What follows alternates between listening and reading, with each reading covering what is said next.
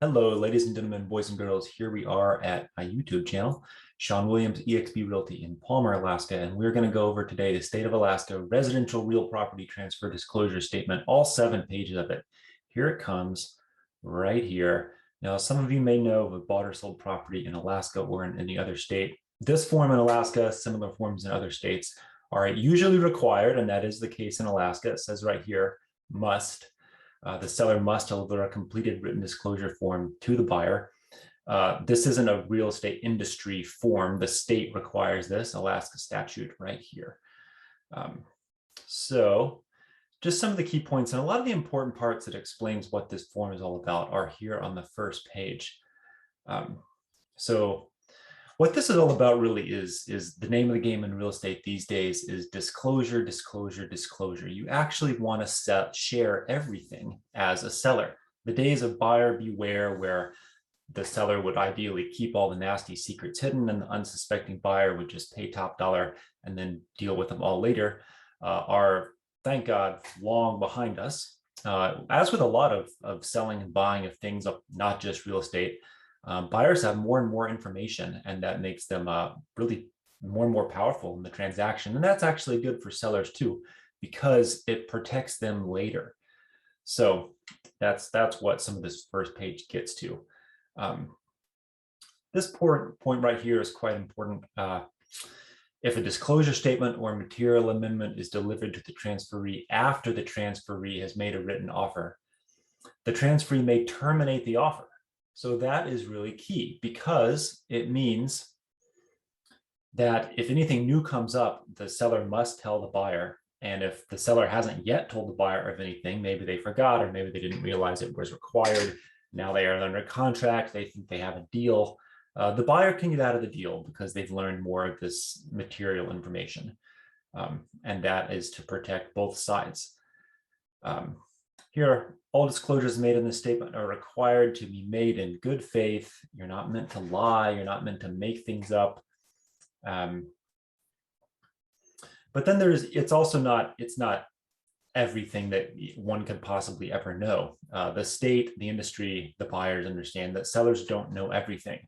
Disclosure need not include a search of the public records, does not require a professional inspection of the property. A lot of the stuff on this form, actually, the seller's not going to know, and that's fine and really common. There are a few cases where this doesn't have to be filled out for the first sale of a home that has never been occupied, new construction. This is not necessary. And then both parties can agree in writing to waive this requirement. That very, very rarely happens and will be discouraged by everyone involved, because it basically removes this important protection from both parties. And this is the important part, especially for the seller right here.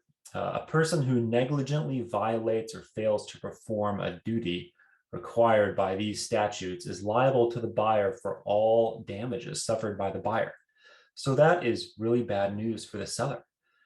If a person willfully violates or fails to perform a duty, the seller is liable to the buyer for up to 3 times the actual damages.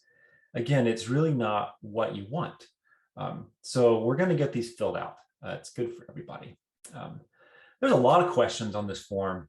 Like I said, a lot of sellers are not going to know all the answers, and that is completely fine. So some basic facts about the property: what's it made of? Do you currently occupy it? Often sellers don't occupy the property they're selling. This part is pretty important. The property features. The seller is going to check the items that are built in and will remain with the property. So these basically are going to expect, the buyer is going to expect to receive these in the sale and not have them sort of added on as an extra cost.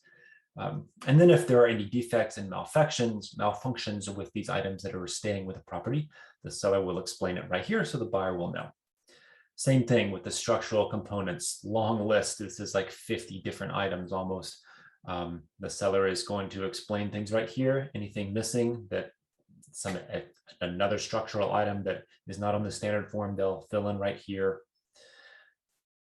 Long list of documents that the seller may, or in many cases may not, have available. But if they do have available, the seller should share them with the buyer, and we'll check them right here.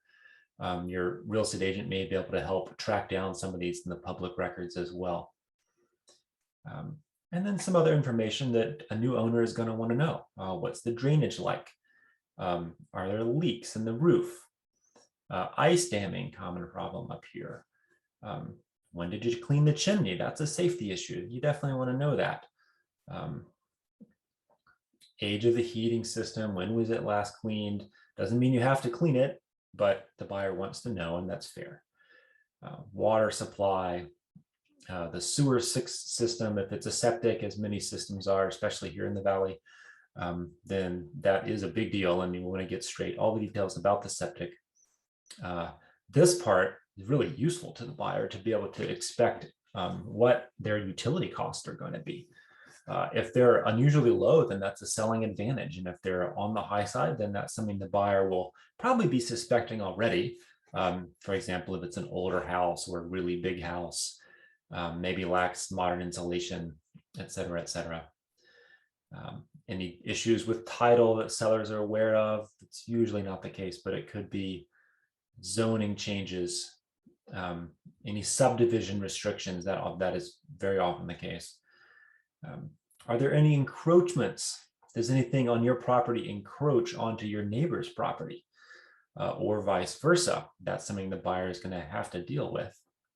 Various environmental concerns, floods, fires. Have you ever filed an insurance claim for environmental damage, for example, an earthquake? Any construction or improvements that you've done? What can we explain about that to the buyer?